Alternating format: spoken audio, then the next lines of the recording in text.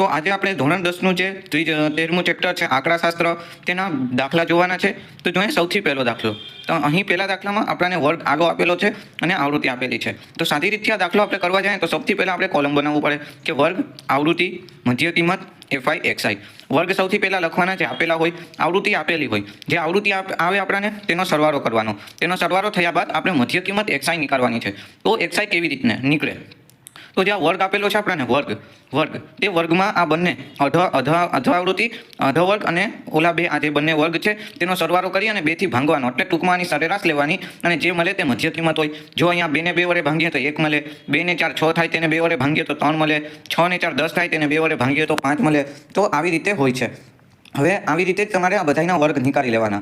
હવે જે આ તમારી જે મધ્ય કિંમત નીકળે આવી રીતે બધાની મધ્ય કિંમત નીકાળી લેવાની. હવે આ બંને મધ્ય કિંમત છે એનો તમારે ગુણાકાર કરવાનો. 1 નો 1 હારે ગુણાકાર તો 1, 2 નો 3 હારે ગુણાકાર તો 6, 5 નો 1 હારે 5, 5 નો 7 નો 5 હારે 35, 6 નો 9 હારે કરો તો 54, 2 નો 11 હારે 22 અને 13 નો 3 હારે 39. એવી રીતે એફઆઈ એક્સઆઈ મળશે. આનો સરવાળો કરી અને જે ટોટલ આવે તમારે મેળવી લેવાનું. અહીંયા ટોટલ આપણને 162 આવ્યા છે. હવે સૂત્ર પ્રમાણે x બરાબર સિગ્મા એફઆઈ એક્સઆઈ ના છેદમાં સિગ્મા એફઆઈ. તો આપણો સિગ્મા એફઆઈ શું છે? 162 અને એફઆઈ આપણે જે આવૃત્તિનો સરવાળો કર્યો તે 20. હવે આ 162 નો 20 હારે ભાગાકાર કરવાનો. તો 81 દુ 162 ને 10 દુ 20, 2 ઉડી ગયા. 81 ભાગ્યા 10 એટલે કે 8.1. તો આ છે આપણો પહેલો દાખલો. સાવ સહેલો દાખલો છે અને સહેલી રીત છે. હવે એવી રીતે બીજો દાખલો સાદી રીતે કરતા.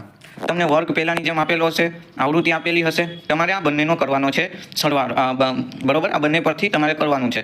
આવૃત્તિનો સરવાળો કરતા 50 મળશે. મધ્ય કિંમત કેવી લખવાની? તો કે આ બંનેનો સરવાળો કરવાનો. 500 ને 520 નો સરવાળો 1020 થાય તો અને તેને 2 વડે ભાંગો તો 510 આવે. આ બધીનો જે મધ્ય કિંમત તમે લ્યો સરેરાશ તે આમ બધી આવી જાય. બરોબર, પછી આ બેનો ગુણાકાર કરી અને અહીં જે મળે તે સિગ્મા એફઆઈ એક્સઆઈ હોય. આવી આની સાથે ગુણાકાર કરતા આ બધાય કિંમતો મળશે. આ કિંમતનો તમે સરવાળો કરી નાખો. હવે આપણા સૂત્રમાં આવ્યા.